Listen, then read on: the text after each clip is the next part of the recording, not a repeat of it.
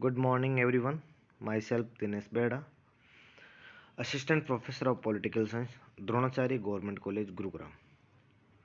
Student, आज हम बात करने वाले हैं जिस टॉपिक पर, जो हमारे परिचर्चा का विषय है, वो है राजनीतिक विकास यानी कि पॉलिटिकल डेवलपमेंट। सबसे पहले हम शुरू करने से पहले हम ये जान लेना जरूरी होता है कि राजनीतिक विकास है क्या। राजनीतिक विकास एक वह प्रक्रिया है जिसके माध्यम से विकासशील देश की राज व्यवस्था यानी कि राजनीतिक व्यवस्था विकसित समाज की विशेषताएं अर्जित कर लेती है, तो वो राजनीतिक विकास कहलाता है।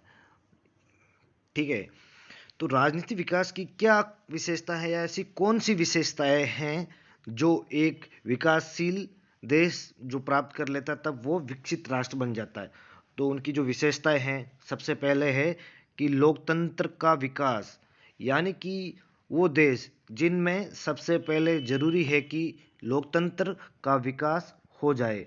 अगर लोकतंत्र का विकास नहीं होगा तो वो देश अपनी प्रथम सीढ़ी ही नहीं चढ़ पाता है। तो जरूरी है कि सबसे पहले उस देश में लोकतंत्र का विकास हो, जनता का शासन हो। दूसरी चीज जो हम बात करना चाहते हैं कि इसके विशेषता में दूसरी है राजनीतिक सहभागिता। अगर वहाँ की जनता को उस देश की शासन व्यवस्था या राज व्यवस्था में सहभागिता का पूर्ण अधिकार होना चाहिए। दूसरी चीज है राजनीतिक सहभागिता। तीसरी चीज राजनीति एवं राज व्यवस्था एवं लोकतांत्रिक संस्थाओं की बढ़ती संख्या, यानी कि उन देशों में जरूरी है कि वहाँ राज व्यवस्था का रूप लोकतांत्रिक हो, वहाँ की संस्थाएं ज़्यादा से ज़्यादा लोकतांत्रिक हो, तभी वो देश सही मायने में विकास की जो राजनीतिक विकास की जो परिभाषा है, जो पैमाना है, उस पर खरा उतर सकता है।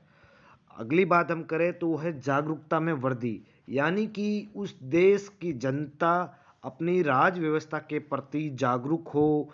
वो सरकार किस तरह से काम कर रही है, सरकार क्या क्या उनके लिए नीतियाँ बना रही है, क्या वो सही है या नहीं है, वो उसमें कितनी भागीदारी हो रही है, ये सारी की सारी चीज़ें देखने को मिलती है।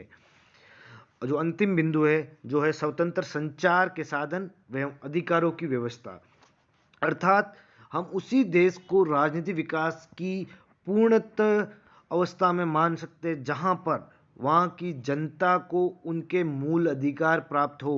एक मानवीय जीवन जीने के लिए जिन जिन अधिकारों की प्राप्ति हो वो प्राप्त हो, और वहां पर मीडिया, जो सरकारी मीडिया है या दूसरी मीडिया है, उनके ऊपर किसी भी तरह का कोई प्रतिबंध नहीं हो, वो स्वतंत्र रूप से होकर अपना काम कर सके। अगर हम बात करें कि राजनीतिक विकास की शुरुआत क्यों हुई, इस उपक्रम को लाने की जरूरत कहाँ पड़ गई। अगर हम देखते हैं कि इससे पहले डेविड स्टन, आमंड व पावेल, डेविड स्टन ने अपना इनपुट व आउटपुट अप्रोच दिया, जिसके अंतर्गत उन्होंने बताया कि किस तरह से एक राज व्यवस्था के अंतर्गत एक राज व्यवस्था काम करती है, किस तरह से जनता के द्वारा मांगे होती है, किस तरह से जनता के द्वारा की गई मांगों को सरकार उनको परिवर्तन करके आउटपुट के रूप में क्या क्या निर्गत देती है। और उसी तरह आमंड व पावल ने संरचनात्मक प्रक्रियात्मक एक उपागम दिया था, जिसके अंतर्गत उन्होंने बताया कि अगर एक विकसित समाज के अंतर्गत किस तरह से एक राजनीतिक व्यवस्था में ये संरचनाएं होती है, जिनके तहत एक राजनीतिक व्यवस्था में कौन सी रचना किस किस तरह का काम करेगी, ये सारी की सारी चीज़ें उन्होंने बताई थी इस उपागम में। लेकिन कमी ये रह गई कि उस वक्त जो नए नए नवोदित राष्ट्र थे, जो साम्राज्यवाद खत्म होने के बाद उदय हुए थे, उन राष्ट्रों में इस तरह की कुछ रचनाएं नहीं थी कि जिनको देखकर हम बता सकते हैं कि वहाँ पर कितना विकास हुआ है, वहाँ की राजनीतिक व्यवस्था किस स्तर पर पहुँच गई है, जिससे कि उन देशों की राज व्यवस्था को अध्ययन नहीं कर पा रहे थे विद्वान। तो राजनीतिक विद्वानों के समक्ष एक नई चुनौती थी, और इस चुनौती से निपटने के लिए उन्होंने राजनीतिक विकास नामक उपगम की स्थापना की, शुरुआत की। अगर इसके संबंध में या इस क्षेत्र के बारे में देखें तो किस किस विद्वानों ने इस क्षेत्र में कहाँ का अध्ययन किया, उनमें हम देखते हैं कि माइनर विनर ने भारत के बारे में अध्ययन किया था। फिर विंडर देखते हैं, विंडर ने पाकिस्तान का अध्ययन किया था। अगर एप्टर का देखते हैं तो एप्टर ने गाना का अध्ययन किया था, और पाई ने म्यांमार का अध्ययन किया था, और रिक्स ने चीन व थाईलैंड जैसे देशों के अध्ययन किया था। इसी संदर्भ में देखते हैं कि स्टीफन क्लोक्सेन एक विद्वान थे, उन्होंने साम्यवादी देशों का एक मॉडल दिया था, जिसके तहत सिर्फ और सिर्फ साम्यवादी देशों का ही अध्ययन हो सकता था। उनमें भी उन सारे अविकसित देश या पूंजीपति देशों का अध्ययन का वो मॉडल नहीं था, इसलिए उनका मॉडल भी काम नहीं कर पाया। इसलिए जरूरत पड़ी कि एक विकासवादी मॉडल, एक ऐसा मॉडल दिया जाए जिससे कि संपूर्ण देशों की राज व्यवस्थाओं का अध्ययन करके ये पता लगाया जा सके कि उन देशों में वो राजनीतिक व्यवस्था, वो पॉलिटिकल सिस्टम किस लेवल तक ग्रो कर चुका है और किस स्तर तक वो काम कर रहा है। इसी संदर्भ में लुसियन पाई जिन्हें पॉलिटिकल डेवलपमेंट का फादर बोला जाता, फादर ऑफ पॉलिटिकल डेवलपमेंट, उन्होंने अपनी एक बुक लिखी थी the aspect of political development, 1966। इसके अंतर्गत उन्होंने, तो पाई ने इस पुस्तक के अंतर्गत सबसे पहले राजनीतिक विकास की परिभाषा दी। उन्होंने ये परिभाषा दी कि राजनीतिक विकास संस्कृति का प्रभाव और जीवन के पुराने प्रतिमानों को नए मांगों के अनुरूप डालना ही राजनीतिक विकास है। अर्थात किसी भी समाज की जो संस्कृति है उसका क्या इफेक्ट है, क्या प्रभाव है, उनको जीवन के जो पुराने प्रतिमानों को नए मांग, जो भी समाज की जो नई जनरेशन है उसके मांगों के अनुरूप ढालना ही पॉलिटिकल डेवलपमेंट कहलाता है। इसके साथ साथ पाई ने, पहले कुछ विद्वानों ने राजनीतिक विकास के कुछ पिलर्स बताए थे, कुछ पिलर्स जिनसे उन्होंने मान लिया कि हाँ, अगर ये हो गया तो समझो उस समाज का राजनीतिक विकास हो गया है। जैसे कि आर्थिक विकास की पूर्व शर्त के रूप में पॉल ब्रेयर ने बताया कि आर्थिक विकास की पूर्व शर्त ही राजनीतिक विकास है, ये बोला पॉल बेरन ने। अच्छा, अर्थात कि अगर किसी समाज का इकोनॉमिकली डेवलपमेंट हो चुका है या आर्थिक रूप से वो मजबूत होगी तो समझो कि उस समाज में उस राज व्यवस्था का विकास हो चुका है। लेकिन पाई ने इसका खंडन किया।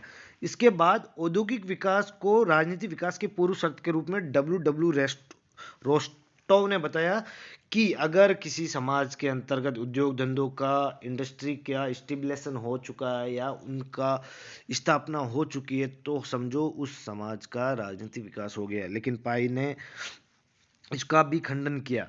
फिर कोलमैन, एप्टर और लिपसेट और मिडल जैसे विद्वानों ने राजनीतिक आधुनिकीकरण को ही राजनीतिक विकास मान लिया। तो यहाँ हमें जानना जरूरी है कि पहले कि राजनीतिक आधुनिकीकरण क्या होता है।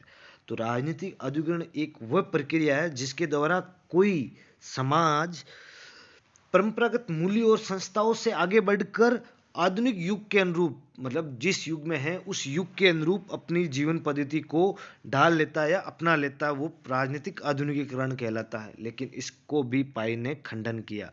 इसके बाद लोकतंत्र के बारे में बोला कि अगर जहाँ लोकतंत्र का विकास हो चुका है वहां पर राजनीतिक विकास हो गया है, मान लो, ये बताया था पोलम्बरा ने।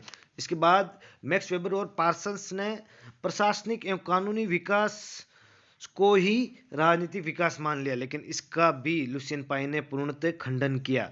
और इन सारे फैक्टर्स को लुसियन पाई ने एक तरह से डेवलपमेंट सिंड्रोम बताया कि हाँ, ये राजनीतिक विकास का एक पक्ष हो सकता है, कोई एक पिलर हो सकता है, लेकिन इसको पूर्णतः राजनीतिक विज्ञान मान लेना कतई ही ठीक नहीं है।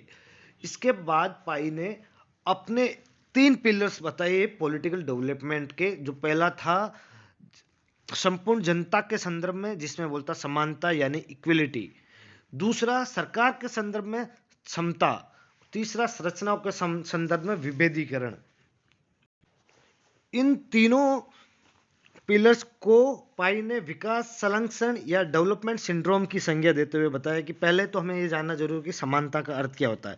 मतलब कि समानता का अर्थ ये है कि ऐसा परिवर्तन जिसके अंतर्गत एक परंपरागत समाज होता है, उसके जो शासित लोग होते हैं वो आधुनिक समाज के नागरिक का दर्जा प्राप्त कर लेते हैं। अर्थात आधुनिक समाज के नागरिकों का दर्जा प्राप्त करने का मतलब ये होता है कि वो जनसाधारण लोग स्वयं को इस काबिल समझते हैं कि वो अपनी राज व्यवस्था में भागीदारी करते हैं, वो बढ़ चढ़कर उसमें सहभागिता करते हैं। वे नागरिक के रूप में अपने विचारों को, अपनी मांगों को अपनी राजनीतिक प्रणाली के समक्ष रखते हैं और उसमें योगदान देते हैं। और साथ ही साथ वो आधुनिक प्रणाली के अंतर्गत कानून के स्तर पर नागरिकों के साथ अगर कोई भेदभाव वहाँ कोई नहीं होता, सब एक समान होते, किसी के साथ कोई भेदभाव नहीं होता। उस कानून के समक्ष वो जो यूनिवर्सल लॉ बनता है वो सबके लिए समान होता है। उस कानून के लिए कोई छोटा या बड़ा नहीं होता। अर्थात कुल मिला के अगर ओवरऑल इसका कंक्लूजन निकाले तो ये है कि इसके अंतर्गत जो आधुनिक समाज के नागरिक है वो सभी कानून के समक्ष समान है। उनको सबको समान अपॉर्चुनिटी मिलती है। सब वहाँ पर योग्यता की पहचान होती है, जिसके अंतर्गत योग्यता होगी उनको उनके अधिकारों को प्रदान किया जाएगा, किसी के साथ कोई भेदभाव नहीं किया जाएगा। अब अगर हम दूसरी बात करें क्षमता यानी कि कैपेसिटी, कैपेसिटी का अर्थ यह है कि राजनीतिक आधुनिकीकरण के परिणाम स्वरूप सार्वजनिक मामलों के प्रबंध, विवादों के नियंत्रण और जनसाधारण की नई नई मांगों का सामना करने के लिए राजनीतिक प्रणाली की क्षमता बहुत बढ़ जाती है। अर्थात मतलब ये है कि उस राजनीतिक व्यवस्था की, उस पॉलिटिकल सिस्टम की कितनी कैपेसिटी है जनता के द्वारा की गई मांगों को निपटारा करने की, उनका प्रबंध करने की, समाज में लॉ एंड ऑर्डर मेंटेन करने की, जितनी डिमांड्स की गई उन डिमांड्स को किस तरह से पूरा करती, ये सारी की सारी चीजें आती है कैपेसिटी के अंतर्गत। अगर हम अगले पॉइंट की चर्चा करें जिसका मतलब है कि संरचनाओं के संदर्भ में, जिसको हम विभेदीकरण बोलते हैं, इसका अर्थ ये हुआ कि एक राजनीतिक प्रणाली जो पूर्णतः विकसित हो चुकी है वहां पर विशिष्ट कृत्यों को यानी विशिष्ट कार्यों को करने के लिए या किसी फंक्शंस को करने के लिए भिन्न भिन्न संरचनाएं उभर कर आ चुकी होती है। जो समाज पूर्णतः राजनीतिक विकास के चरम पर पहुंच चुका होता है, जहां पर प्रत्येक कार्य के लिए अलग अलग संस्थाएं विद्यमान होती है। जैसे कि अगर हम देखें लेजिस्लेचर, एग्जीक्यूटिव, जुडिशरी, यहाँ इन तीनों के अपने भिन्न भिन्न कार्य हैं। जैसे कि लेजिस्लेचर का काम है कानून बनाना, एग्जीक्यूटिव का काम है उन कानूनों को लागू करना, जुडिशरी का काम है जो कानून बनाए गए हैं उन कानूनों की व्याख्या करना। और इन तीनों संस्थाओं में एक तरह से सामंजस्य बैठा रहता है, इंटीग्रेशन होता है, कॉम्बिनेशन होता है, कोऑर्डिनेशन होता है, जिससे कि एक शासन व्यवस्था सुचारू रूप से संचालित हो सके। इन सभी तत्वों के साथ साथ पाई ने राजनीतिक विकास के अंतर्गत 6 संकटों की बात की, जो कि उन्होंने ये ब्रिटेन के अध्ययन के आधार पर उन्होंने तय किया। सबसे पहला होता पहचान का संकट यानी आइडेंटिटी क्राइसिस। अर्थात अगर कोई राष्ट्र है तो सबसे पहले उसे वैधानिकता प्राप्त करनी पड़ेगी, उसे अपनी पहचान बनानी पड़ेगी। जो राष्ट्र जो धर्म, भाषा, जाति, लिंग के आधार पर बटा हुआ उस देश को उसकी अपनी एक पहचान, एक आइडेंटिटी एक राष्ट्र के रूप में बनानी पड़ेगी। सबसे पहली चीज़, अगर वो अलग अलग धर्म, जाति इनमें बटा हुआ तो उनको सबसे पहले अपनी एक नेशनल आइडेंटिटी बनानी पड़ेगी। अगर वो आइडेंटिटी नहीं है तो उसके राजनीतिक विकास के लिए सबसे बड़ा प्रश्न चिन्ह है।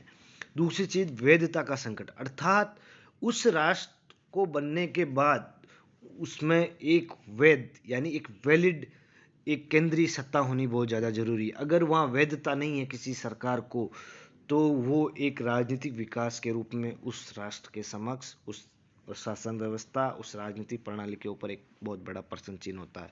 अगर वहाँ वैध सरकार स्थापित हो जाती है तो ये संकट से उबरा जा सकता है।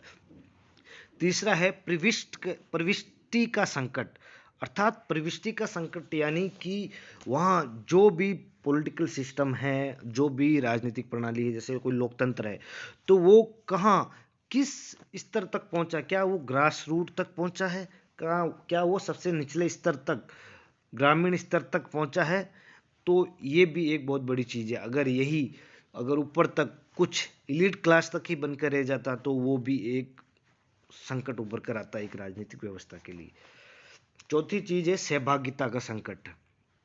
अगर एक पॉलिटिकल सिस्टम सही तरह से काम करे तो उसके लिए बहुत ज़्यादा जरूरी है कि उस राष्ट्र की जनता को सहभागिता हो, चाहे वो लोकतंत्र हो चाहे कोई अन्य शासन व्यवस्था हो। जरूरी है कि अगर वहाँ जनता जितना ज़्यादा बढ़ चढ़कर पार्टिसिपेट करेगी, उसमें भाग लेगी, तो वो शासन व्यवस्था, वो प्रणाली उतनी ही उत्कृष्ट होगी। तो अगर वहाँ सहभागिता नहीं है, सभी लोगों के लिए राजनीतिक व्यवस्था में भागीदारी करने की स्वतंत्रता नहीं है, उनको ये अधिकार नहीं है, तो वो एक राजनीतिक व्यवस्था के समक्ष एक बहुत बड़ा संकट है।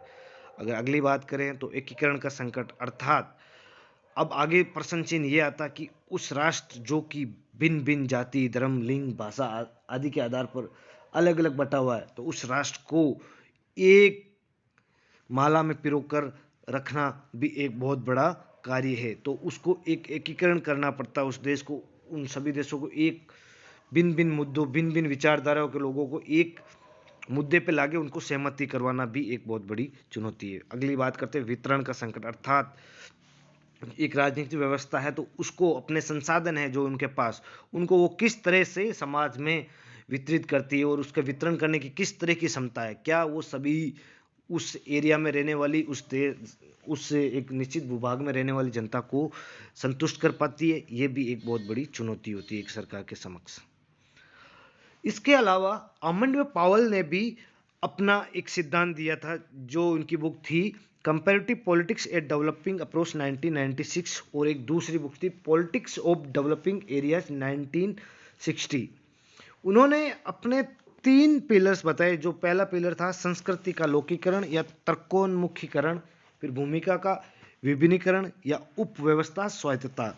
तो अगर देखें संस्कृति का लोकीकरण का तात्पर्य उन्होंने ये बताया कि वे प्रक्रिया जिसके अंतर्गत मनुष्य अपनी राजनीतिक कार्रवाई में उत्तरोत्तर अधिक तर्कसंगत, विश्लेषणात्मक और अनुभवमूलक दृष्टिकोण अपनाने लगते हैं। अर्थात जहाँ वो समाज होता है जो पहले परंपरागत समाज होता है, जो अपनी पुरानी परंपराओं को ही बनाए रखने को लेकर आमाद होता है, लेकिन जब वो आधुनिक रूप धारण कर लेता है तब वो सरकार के कार्यक्रमों में बढ़ चढ़कर भाग लेता है।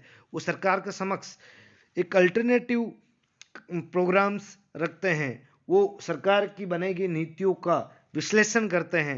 ये सारे की सारी चीज़ों में वो एक तरह से बढ़ चढ़कर भाग लेते हैं।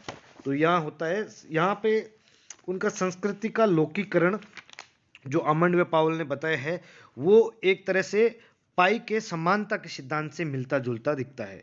अगर दूसरी बात करें भूमिका विभिन्नीकरण, अर्थात यहाँ पर जो इन्होंने बात की भूमिका विभिन्नीकरण की, ये पाई के विभेदीकरण से मिलता जुलता, अर्थात जो समाज पूर्णतः विकसित हो चुका होता है वहाँ पे अलग अलग संरचनाएं कार्य करने के लिए विकसित हो चुकी है, वो सारी संरचनाएं अपने अपने कार्य को निष्पादित करती है। तीसरी चीज जो हम करते हैं उप स्वायत्तता या फिर हम बोले तो राजनीतिक प्रणाली की कार्य क्षमताओं का विस्तार, अर्थात इसका अर्थ है क्षमता, जो कैपेसिटी होती है। इन्होंने इनको 4 भागों में डिवाइड किया। विनिमय क्षमता, विनिमय क्षमता का अर्थ यह है कि व्यक्ति और समूह के व्यवहार को नियंत्रित करने के लिए विधि सम्मत बल प्रयोग की क्षमता, अर्थात लोगों के व्यवहार को किस तरह से नियंत्रण किया जाता है, वो कितनी क्षमता है एक पॉलिटिकल सिस्टम के अंतर्गत। दूसरी है दोहन क्षमता। दोहन क्षमता का अर्थ यह है कि जो एक समाज है उस समाज और अंतर्राष्ट्रीय पर्यावरण के प्राकृतिक एवं मानवीय संसाधनों को उपयोग में लाने की क्षमता, अर्थात जो देश के जो संसाधन है उन संसाधनों को एक सरकार किस तरह से उपयोग में लाती है। अगर तीसरी बात करते हैं वितरण क्षमता की, तो मतलब ये है कि एक समाज के पास जितने भी रिसोर्सेज है उनको वो संपूर्ण समाज के अंतर्गत किस तरह से वितरित करते हैं, कैसे अलग अलग हितों को संतुष्ट किया जाता है, ये चीज़ देखी जाती है वितरण की क्षमता में। और अगर हम प्रत्युत्तर क्षमता की बात करें तो समाज और अंतर्राष्ट्रीय पर्यावरण से आने वाली मांगों का उपयुक्त उत्तर देने की क्षमता, अर्थात मतलब कि एक पॉलिटिकल सिस्टम से जनता के द्वारा समय समय पर निरंतर अपनी मांगे की जाती है।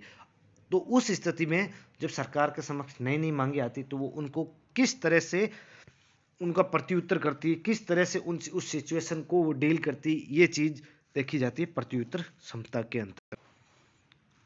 आज हम अपनी परिचर्चा को यहीं ख़त्म करते हैं। जो अगला टॉपिक है राजनीति विकास के चरण, जो अगली स्लाइड है वो हम अगले लेक्चर के अंतर्गत चर्चा करेंगे, जिसके बारे में हम बताएंगे कि आमंड पावल ने जो राजनीतिक विकास के चरण थे, जो स्टेज थे, वो कौन कौन से स्टेज बताए, जैसे कि राज्य निर्माण का स्तर, राष्ट्र निर्माण का स्तर, सहभागिता का स्तर या वितरण का स्तर। कुल मिला के घुमा फिरा कर वही सारी बातें करते हैं कि सबसे पहले ये राज्य निर्माण के स्तर में ये बताने की कोशिश कर रहे हैं कि सबसे पहले एक राज्य का निर्माण होना बहुत ज़्यादा ज़रूरी है। जो लोग भिन्न भिन्न जाति धर्म के आधार पर बटे हुए हैं उनको पहले मिलजुल कर अपने एक राज्य का निर्माण करना पड़ेगा।